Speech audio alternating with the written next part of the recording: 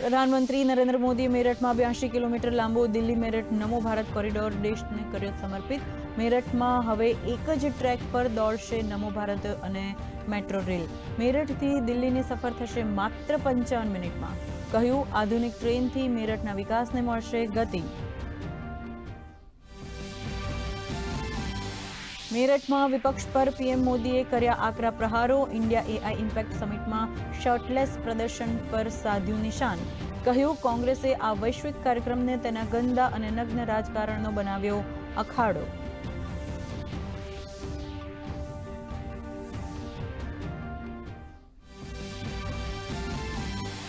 મન કી બાતની 131મી કડીમાં પ્રધાનમંત્રી નરેન્દ્ર મોદીએ એઆઈ સમિટને ગણાવી દેશની મોટી સિદ્ધિ. ગ્લોબલ એઆઈ સમિટની વાત કરતા પીએમએ પશુઓની સારવારમાં મદદરૂપ થતા અમૂલના એઆઈ મોડલની કરી પ્રશંસા. સાથે જ સુશ્રુત સંહિતાના ડિજિટલીકરણથી વૈશ્વિક નેતાઓ મંત્રમુગ્ધ થયા હોવાનો કર્યો ઉલ્લેખ.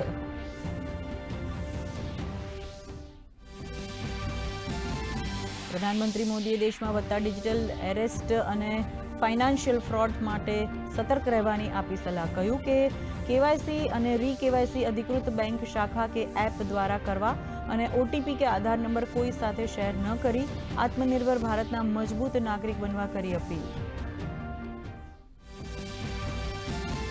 જમ્મુ કાશ્મીરના કિશ્તવાડમાં સેનાને મળી મોટી સફળતા. જૈશના 2 આતંકવાદીઓને સૈન્યના જવાનોએ કર્યા ઠાર. ઘટના સ્થળેથી 3 AK-47 અને દારૂગોળો અને વિસ્ફોટકો થયા પ્રાપ્ત.